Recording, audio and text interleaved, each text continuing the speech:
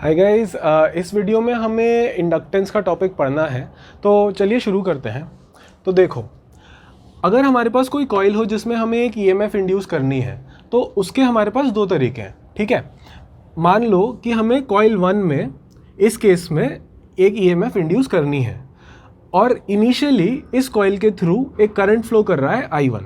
ठीक है, तो हम क्या कर सकते हैं कि हम इसी करंट को वेरी कर सकते हैं। ठीक है ना, इस करंट को वेरी कर सकते हैं, इसकी वैल्यू चेंज कर सकते हैं। तो होगा क्या, क्योंकि इस करंट की वैल्यू चेंज होगी तो हमारे magnetic flux through coil number 1 की वैल्यू चेंज होगी। क्योंकि मैग्नेटिक फ्लक्स चेंज होगा इसलिए एक ईएमएफ भी इंड्यूस हो जाएगी। ठीक है, तो पहला तरीका क्या है कि खुद के ही करंट को वेरी कर दो तो एक ईएमएफ इंड्यूस हो जाएगी। और दूसरा तरीका क्या है, मान लो हमें कॉइल 1 की में एक ईएमएफ इंड्यूस करनी है। ठीक है ना, तो अगर उसके पास में कोई कॉइल 2 रखा हुआ है और उसमें से इनिशियली करंट I2 फ्लो कर रहा है तो इस I2 को हम वेरी कर सकते हैं। ठीक है, अब क्योंकि ये करंट चेंज होगा तो फ्लक्स इन कॉइल 1 भी चेंज होगा और क्योंकि फ्लक्स चेंज होगा तो एक ईएमएफ कॉइल 1 में इंड्यूस हो जाएगी। ठीक है, तो दूसरा तरीका है कि आसपास रखे हुए किसी कॉइल का करंट वेरी कर दो तो खुद के कॉइल में एक ईएमएफ इंड्यूस हो जाएगी। ठीक है, तो ये दो तरीके हैं। दोनों ही तरीकों में हमें क्या पता चलता है कि जो फ्लक्स है through coil 1, magnetic flux through coil 1, जिसको मैं 5B1 लिख रहा हूँ, इज प्रोपोर्शनल टू इस केस में current flowing through the coil itself, यानी I1। जो इस कॉइल में करंट है I1 उसके प्रोपोर्शनल है फ्लक्स। ठीक है, मान लो n टर्न्स है इस कॉइल में तो हम एक n लगा देंगे आगे से। ठीक है, और इस केस में हमें क्या पता चलता है कि अगर कॉइल 1 में n टर्न्स है तो n, फ्लक्स थ्रू कॉइल 1 हो गया 5B1 is proportional to current flowing through coil 2 I2। ठीक है, डिफरेंस समझ रहे हो, इस केस में I1 लिखा है, इस केस में I2 लिखा है। ठीक है, तो हमें ये पता चलता है एक्सपेरिमेंटली।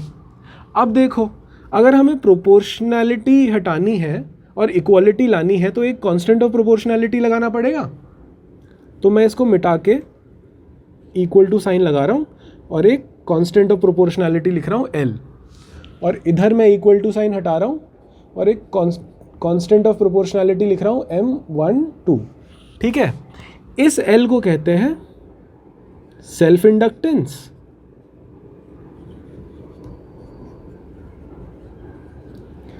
और इस M को कहते हैं म्यूचुअल इंडक्टेंस। ठीक है, तो हमें दोनों की डेरिवेशंस करनी है। उससे पहले इंडक्टेंस के बारे में कुछ जनरल पॉइंट्स याद कर लेते हैं। ठीक है, ये दोनों एक तरीके की इंडक्टेंस है, हमें कुछ जनरल पॉइंट्स देखने हैं इंडक्टेंस के लिए। ठीक है, तो गाइज इंडक्टेंस आफ्टर ऑल होती क्या है? Inductance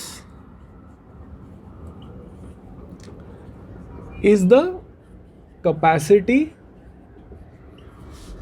of a circuit to resist a change in current। ठीक है, इंडक्टेंस जो होती है वो चेंज इन करंट को रेजिस्ट करती है। सेल्फ इंडक्टेंस खुद के करंट के चेंज को रेजिस्ट करेगी, जैसे फॉर एग्जांपल। ठीक है, तो आप याद करो, हमने मैकेनिक्स पढ़ा होगा 11th क्लास में। उसमें क्या होता था, अगर आप एक बॉडी है उस पर फोर्स लगाते हो तो उसका एक एक्सेलरेशन होता है, लेकिन वो जो एक्सेलरेशन है वो क्या होता है, एक्सेलरेशन होता है rate of change of velocity. ठीक है ना, वो जो होता है वो कम होता है भारी चीज़ों के लिए, यानी उन चीज़ों के लिए जिनका मास ज़्यादा होता है, और जिन चीज़ों का मास कम होता है उन चीज़ों का एक्सेलरेशन ज़्यादा होता है ना। तो inductance is similar to mass. ठीक है, इंडक्टेंस इज लाइक इनर्शिया। ठीक है, तो क्या होगा कि जितनी ज़्यादा इंडक्टेंस होगी सर्किट में उतना ही ज़्यादा वो रेजिस्ट करेगा चेंज इन करंट को। ठीक है, इतना आप समझ गए। अब देखो, इंडक्टेंस के बारे में कुछ की पॉइंट्स ये हैं कि इंडक्टेंस जो होती है वो एक स्केलर क्वांटिटी होती है। ठीक है, इसके डायमेंशंस क्या होते हैं, M/L² T-2 A-2, यानी कि फ्लक्स डिवाइडेड बाय करंट के डायमेंशंस। ठीक है, तीसरी चीज़, इसकी एसआई यूनिट होती है हेनरी या एच। और चौथी इंपॉर्टेंट चीज़, इंडक्टेंस जो है वो ज्योमेट्री पे डिपेंड करती है, कॉइल की या सर्किट की, एंड इंट्रिंसिक मटेरियल प्रॉपर्टीज पर। यानी कि मटेरियल जिस मटेरियल से बना है सर्किट उसकी प्रॉपर्टीज पे और उस सर्किट की ज्योमेट्री पे इंडक्टेंस आपकी डिपेंड करेगी। ठीक है, अब करते हैं म्यूचुअल इंडक्टेंस की डेरिवेशन। तो गाइज अब बात करते हैं म्यूचुअल इंडक्टेंस की। जैसा कि मैं आपको बता चुका हूँ कि अगर हमें एक सर्किट में ईएमएफ इंड्यूस करानी हो किसी दूसरे सर्किट के करंट को चेंज करके, तब हम म्यूचुअल इंडक्टेंस की बात करते हैं। तो आपकी एनसीईआरटी में एक बहुत ही स्पेसिफिक सिस्टम के म्यूचुअल इंडक्टेंस की डेरिवेशन दी हुई है। तो इस सिस्टम में दो सोलेनॉइड दिए हुए हैं जो कि कोएक्सियल है। ठीक है, कोएक्सियल मतलब उनकी एक्सिस जो है वो सेम है। और सोलेनॉइड 1 है इनर सोलेनॉइड जिसका रेडियस है R1, और सोलेनॉइड 2 है आउटर सोलेनॉइड जिसका रेडियस है R2। ठीक है, दोनों सोलेनॉइड्स की लेंथ जो है वो सेम है, स्मॉल l से रिप्रेजेंटेड।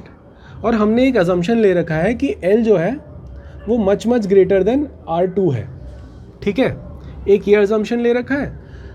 तीसरी चीज़, जो टर्न्स पर यूनिट लेंथ है सोलेनॉइड 1 के वो N1 है, और टर्न्स पर यूनिट लेंथ है सोलेनॉइड 2 के N2।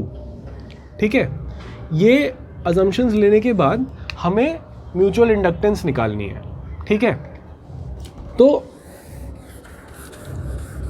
केस 1 हम पढ़ेंगे म्यूचुअल इंडक्टेंस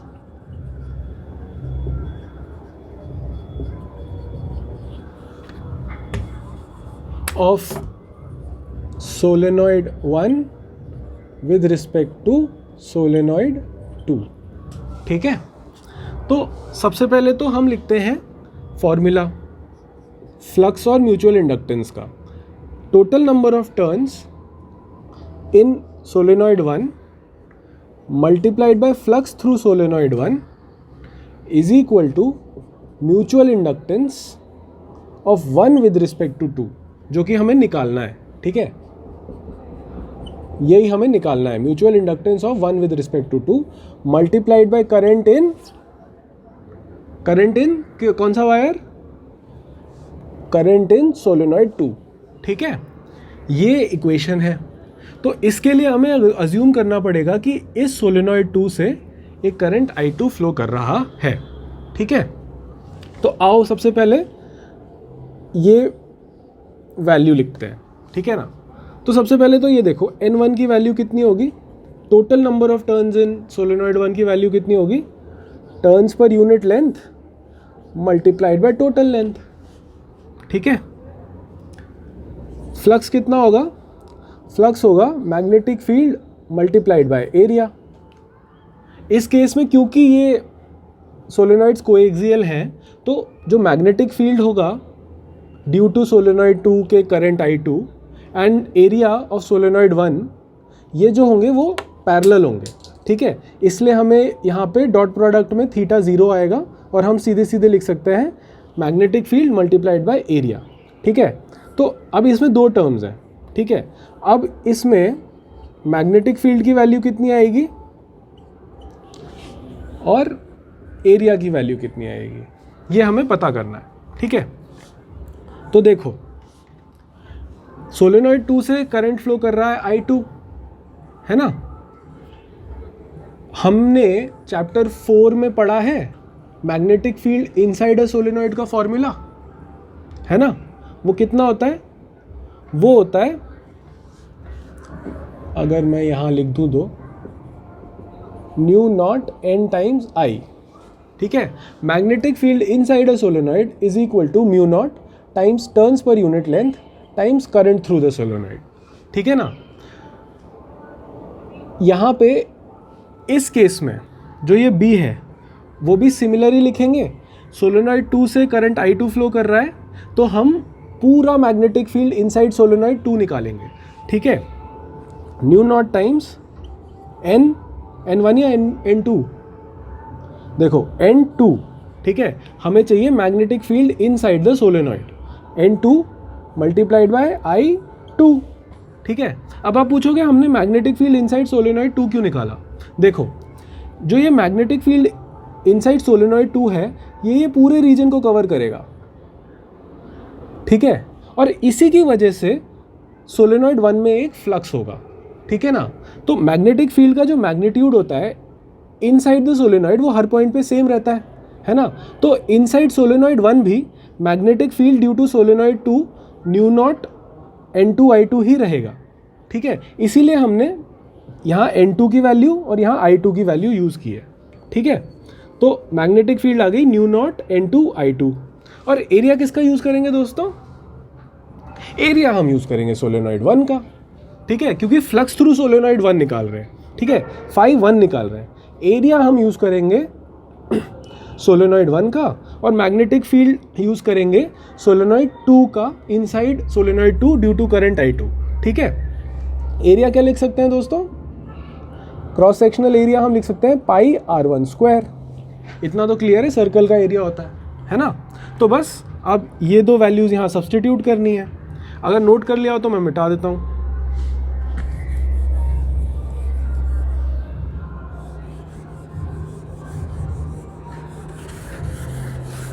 ये होगा N1L multiplied by mu naught N2I2 multiplied by pi R1 square is equal to M12I2, है ना।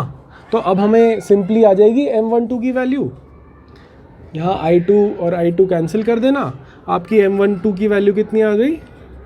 New naught N1 N2 pi R1 square L। ये आ गई आपकी mutual inductance of solenoid 1 with respect to solenoid 2, ठीक है। तो guys अब हमें करना है case number 2, mutual inductance of solenoid 2 with respect to solenoid 1, ठीक है ना, यानी कि हमें M21 निकालना है, ठीक है। तो इसके लिए क्या करेंगे? फिर से वही चीज़, N2 times phi 2 is equal to M21 times I, इस केस में I लेंगे हम 1, ठीक है ना, यानी कि करंट जो है इनर सोलेनॉइड के थ्रू पास कर रहा है, ठीक है। इतना लिखना है हमें। तो सबसे पहले तो N2 की वैल्यू तो आसान है, N2 is equal to small n2 times length, turns per unit length multiplied by length, ठीक है। अब फाई 2 लिखना है हमें, ठीक है। फाई 2 फिर से वही लिखेंगे B.A, ठीक है। अब B.A में कॉस थीटा कितना है हमारा थीटा है 0, क्योंकि देखो इस सोलेनॉइड 2 में जो करंट फ्लो कर रहा है उसकी वजह से तो जो फ्लक्स होगा वो भी पैरेलल ही होगा और हमारा एरिया वेक्टर भी पैरेलल ही है। तो मैग्नेटिक फील्ड और एरिया वेक्टर के बीच में जो एंगल है वो 0 है, ठीक है ना। तो हम सीधे सीधे लिख सकते हैं flux is equal to magnetic field times area, ठीक है।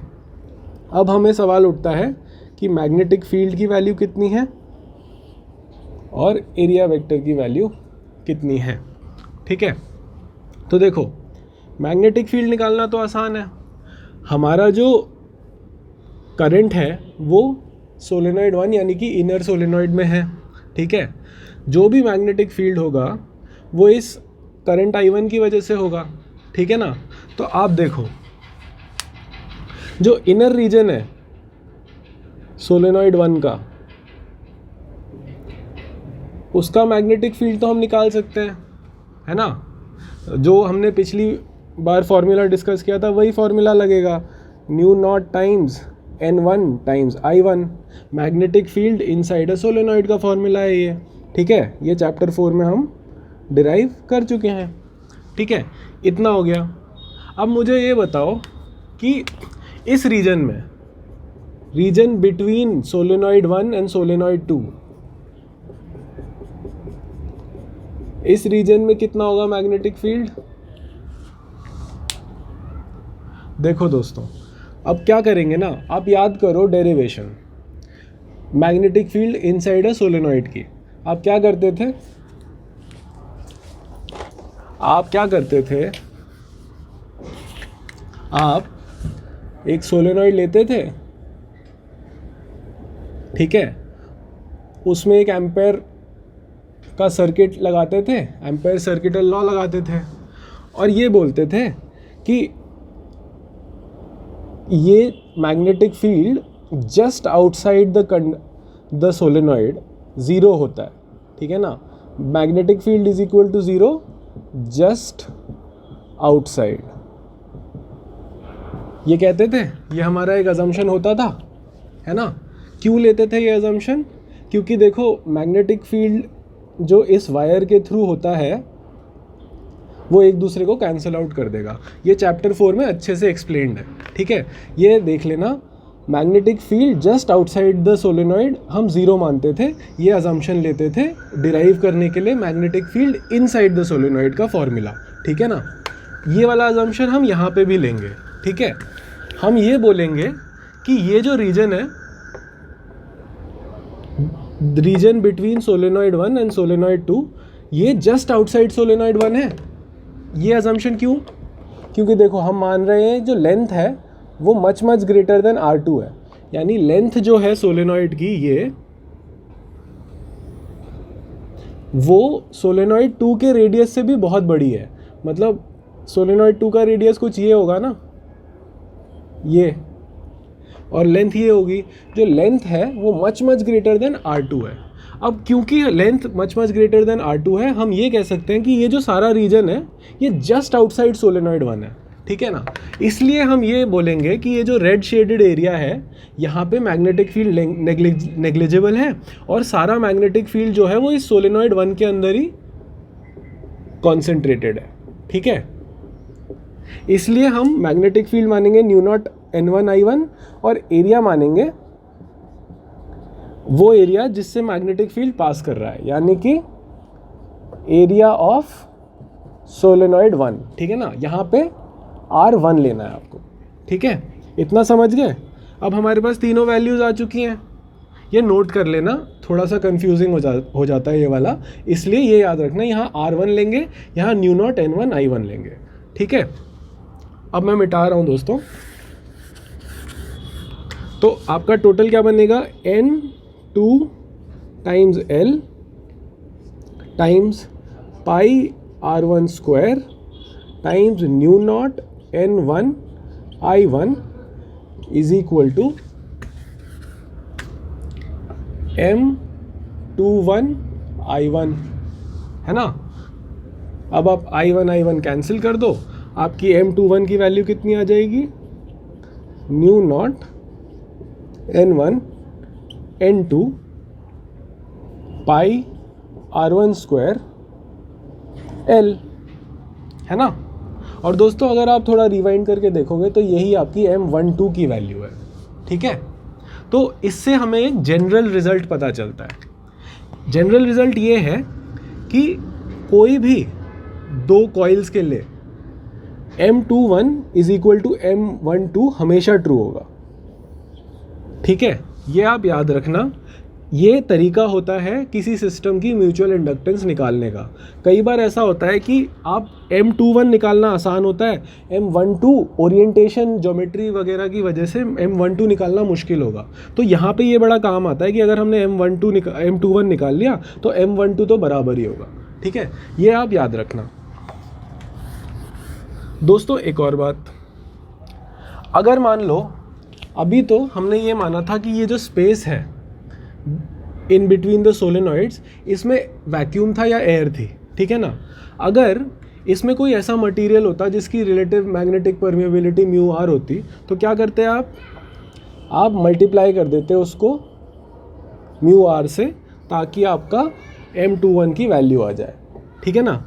और इक्वालिटी तो मेंटेन्ड ही रहेगी, M12 is equal to M21 इस केस में भी रहेगा, ठीक है।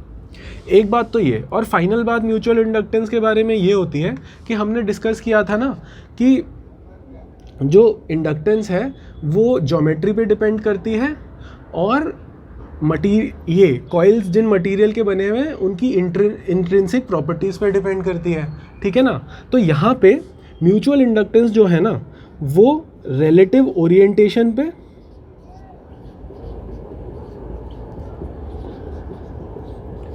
एंड सेपरेशन पे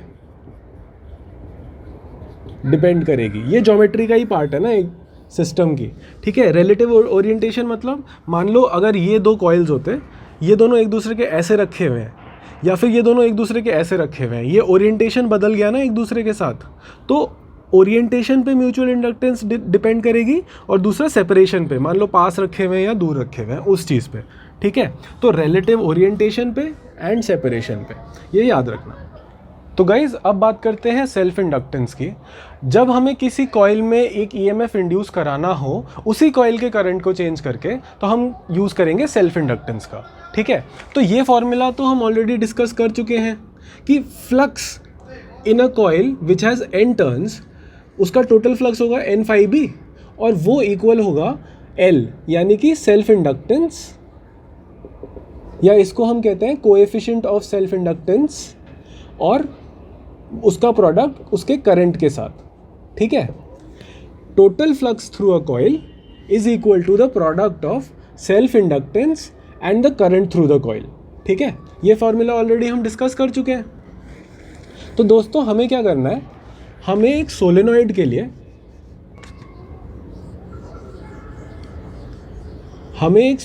के लिए सेल्फ इंडक्टेंस डिराइव करनी है, ठीक है। अब मानो कि इस सोलेनॉइड में करंट I फ्लो कर रहा है, ठीक है। इस सोलेनॉइड का क्रॉस सेक्शनल एरिया है A,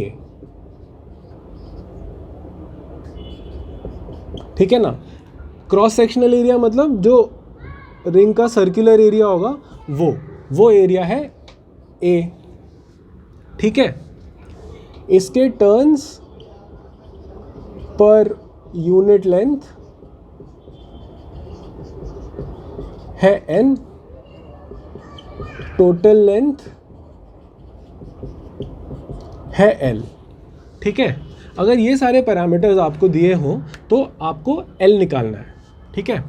हम क्या करेंगे, ये इक्वेशन का यूज़ करेंगे, इसमें पहले n निकालेंगे फिर phi b निकालेंगे और उस हिसाब से L कैलकुलेट कर देंगे, गिवन दैट हमें I पता है, ठीक है।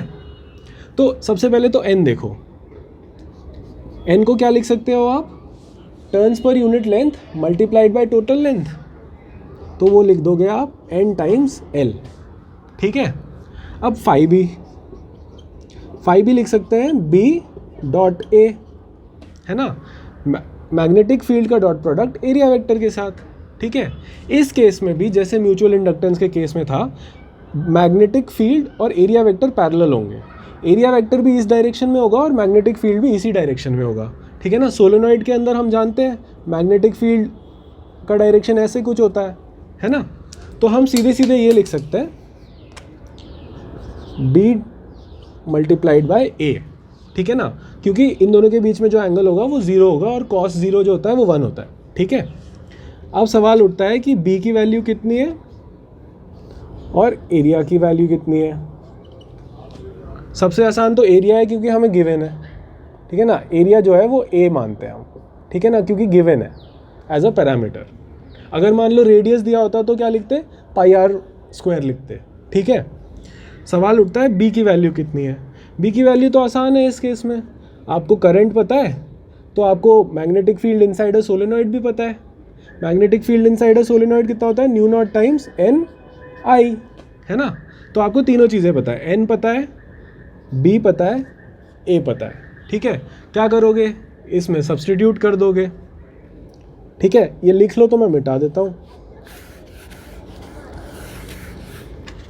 n यानी n times L multiplied by B mu naught n I multiplied by A is equal to L times I, है ना। तो आपकी L की वैल्यू आ जाएगी, I और I कैंसिल कर दो, तो L क्या आ गया आपका, new naught n square L, है ना, new naught n square L A, ठीक है। ये आपकी सेल्फ इंडक्टेंस की वैल्यू आ गई। ठीक है गाइस, सेल्फ इंडक्टेंस की डेरिवेशन तो आसान थी, लेकिन हमें अब कुछ की पॉइंट्स डिस्कस करने हैं। हम ये वाली इक्वेशन तो जानते ही हैं, N phi equal to L I. ठीक है, अगर हमें ईएमएफ निकालना हो तो हम क्या करते हैं, हम अपना फॉर्मूला यूज़ करते हैं N D phi by D t, जिससे हमारी इंड्यूस्ड ईएमएफ आ जाती है। ठीक है, हमने क्या किया है, इस लेफ्ट हैंड साइड में हम इस लेफ्ट हैंड साइड को हमने डिफ्रेंशिएट कर दिया है और एक नेगेटिव साइन लगा दिया है। ठीक है ना, हुआ ये कि n कांस्टेंट था, इसलिए वो डिफ्रेंशिएशन के बाहर आ गया और नेगेटिव साइन के साथ d phi by D t हमारा ईएमएफ की वैल्यू हो गई। तो वही चीज़ अगर हम इस राइट हैंड साइड में भी करेंगे तो हमारे पास आ जाएगा L D I by D T. ठीक है, यही होती है हमारी इंड्यूस्ड ईएमएफ की वैल्यू। ठीक है, और इसको हम कह सकते हैं बैक ईएमएफ।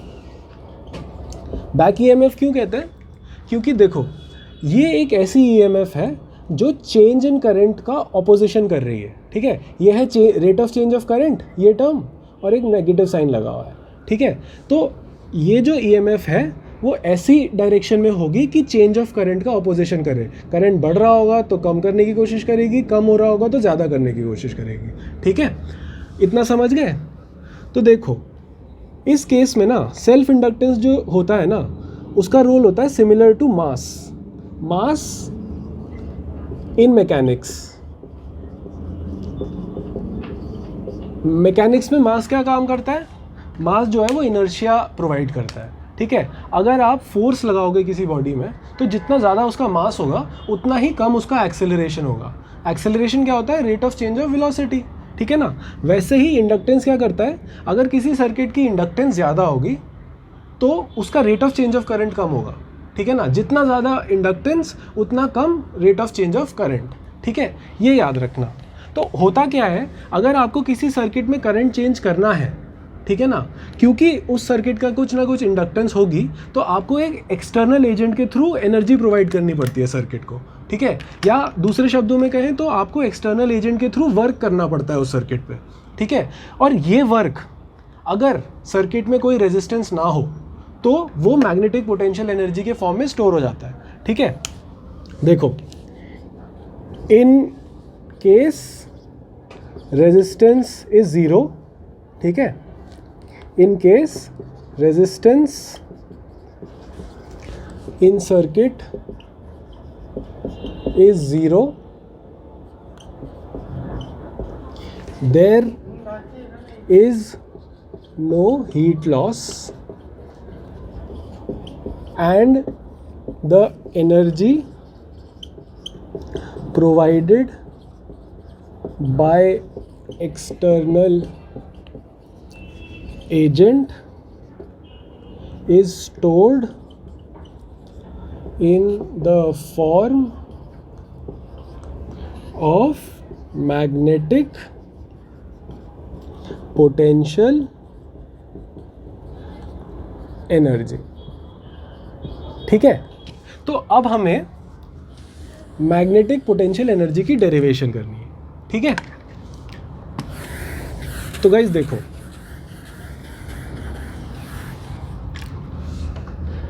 अगर हमारा एक्सटर्नल एजेंट कुछ वर्क करता है तो रेट ऑफ वर्क डन कितना लिख सकते हैं हम, D W by D T.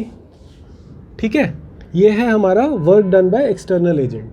ठीक है, ये जो भी वर्क है वो एनर्जी के रूप में स्टोर हो जाएगा सिस्टम में अगर रेजिस्टेंस ना हो तो। ठीक है, ऐसा क्यों बोल रहे हैं रेजिस्टेंस ना हो तो, क्योंकि देखो रेजिस्टेंस होगा तो आई स्क्वायर आर के फॉर्म में ये जो work done per unit time है वो हीट लॉस में कन्वर्ट हो जाएगा, है ना। पर अगर आर ज़ीरो रहा तो हीट लॉस ज़ीरो हो जाएगा, है ना। तो इसलिए हम कहते हैं कि रेजिस्टेंस नहीं होना चाहिए सर्किट में। ठीक है, तो ये जो वर्क डन है बाय एक्सटर्नल एजेंट वो हमारा रहेगा potential difference multiplied by current in the circuit. ठीक है, ये मानते हो, क्योंकि ये तो हमने फॉर्मूला पढ़ा हुआ है ना करंट इलेक्ट्रिसिटी में। Rate of work done by the external agent is equal to potential difference multiplied by current in the circuit. अब इस केस में पोटेंशियल डिफरेंस क्या है, देखो वो है मैग्नीट्यूड ऑफ इंड्यूस्ड ईएमएफ, ठीक है ना। जो इंड्यूस हुई है ना ईएमएफ हमारे सर्किट में करंट चेंज होने की वजह से, वो है हमारा पोटेंशियल डिफरेंस। तो हम ये लिख देंगे magnitude of induced EMF multiplied by current, ठीक है। अब आपको क्या करना है, मैग्नीट्यूड ऑफ इंड्यूस्ड ईएमएफ लिखना है, वो आपको ये फॉर्मूला से आ जाएगा, ठीक है। अब मैग्नीट्यूड है तो नेगेटिव साइन आप हटा दोगे, L D I by D t times I is equal to d W by D T, ठीक है। यहाँ डी टी कैंसिल कर दो, ठीक है। और अब आपको क्या करना है, आपको टोटल वर्क डन निकालना है ना। Total work done by external agent है, वही तो as magnetic potential energy store होगा सिस्टम में, है ना। तो आपको टोटल वर्क डन निकालना है, तो आप इंटीग्रेट करोगे 0 टू टोटल वर्क W तक, ठीक है। और मान लो कि इस सर्किट में पहले करंट 0 था, ठीक है, अब करंट I हो गया है, तो आप 0 टू I इंटीग्रेट करोगे इसको, ठीक है। क्या होगा, work done is equal to L times I D I, ठीक है, 0 टू I तक। ये आ जाएगा आपका half L I square, work done is equal to half L I square. और यही होती है आपकी मैग्नेटिक पोटेंशियल एनर्जी, ठीक है। कि अगर किसी करंट की इंडक्टेंस L हो और उसमें करंट I फ्लो कर रहा हो, तो उसकी टोटल एनर्जी होगी हाफ एल आई स्क्वायर, ठीक है। तो गाइज अब हमें इंडक्टेंस की एक जनरल इक्वेशन लिखनी है एक ऐसे कॉइल के लिए जिसमें खुद भी चेंज हो रहा है करंट और उसके पास में रखे हुए किसी कॉइल में भी चेंज हो रहा है करंट, ठीक है ना। तो इस केस में दोनों म्यूचुअल इंडक्टेंस और सेल्फ इंडक्टेंस दोनों काम में आएंगी, ठीक है। तो सबसे पहले तो ये देखो, हम किसी कॉइल की म्यूचुअल इंडक्टेंस की इक्वेशन ऐसे लिखते थे, flux in coil 1 is equal to mutual inductance multiplied by current in coil 2, ठीक है। तो इसके थ्रू ईएमएफ का फॉर्मूला क्या हो सकता है, EMF is equal to minus N D phi one by D T is equal to, देखो हमने क्या ऑपरेशंस लगाए हैं, एक तो माइनस से मल्टीप्लाई किया है और डिफ्रेंसिएशन किया है। डिफ्रेंसिएशन करने में एन बाहर ले आए क्योंकि एन कांस्टेंट था, ठीक है। यहाँ पे भी यही करेंगे, माइनस से मल्टीप्लाई करेंगे और डिफ्रेंशिएट करेंगे। डिफ्रेंशिएशन करने में m जो है वो कांस्टेंट है, इसलिए m बाहर आ जाएगा और di2 बाय dt रह जाएगा, ठीक है। ईएमएफ म्यूचुअल इंडक्टेंस के केस में ये होती है, ठीक है। और सिमिलरली अगर हमें सेल्फ इंडक्टेंस के केस में लिखना हो तो हम ये लिख सकते हैं, ठीक है ना, flux in coil 1 is equal to self inductance multiplied by current in coil 1, ठीक है। तो ईएमएफ क्या लिख सकते हैं, minus D phi one by D T is equal to minus L D I one by D T, है ना, ये लिख सकते हैं। तो देखो हमें अब एक जनरल इक्वेशन लिखनी है ऐसे कॉइल के लिए जिसमें दोनों हो रहा हो, दूसरे कॉइल की वजह से भी एक ईएमएफ हो और अपने करंट चेंज होने की वजह से भी एक ईएमएफ हो, तो दोनों एम और एल दोनों प्रेजेंट होंगे, ठीक है। म्यूचुअल इंडक्टेंस भी सेल्फ इंडक्टेंस भी दोनों प्रेजेंट होंगे, ठीक है। तो अब क्या करेंगे, हम जनरल केस लिखेंगे, ठीक है। जनरल केस यहाँ हम लिखेंगे N phi one flux through coil 1 is equal to mutual inductance times current through coil 2 plus self inductance multiplied by current through coil 1, ठीक है, ये लिखोगे। अब ईएमएफ लिखने के लिए आप वही करोगे, minus N D phi one by D T, है ना। डिफ्रेंशिएट करोगे, माइनस से मल्टीप्लाई करोगे, कांस्टेंट को बाहर ले आओगे, ठीक है। तो यही करोगे यहाँ पे भी, minus M D I two by D T minus L D I one by D T, ठीक है। ये है आपकी ईएमएफ की जनरल इक्वेशन जब दोनों म्यूचुअल इंडक्टेंस भी हो रही हो और सेल्फ इंडक्टेंस भी हो रही हो, ठीक है।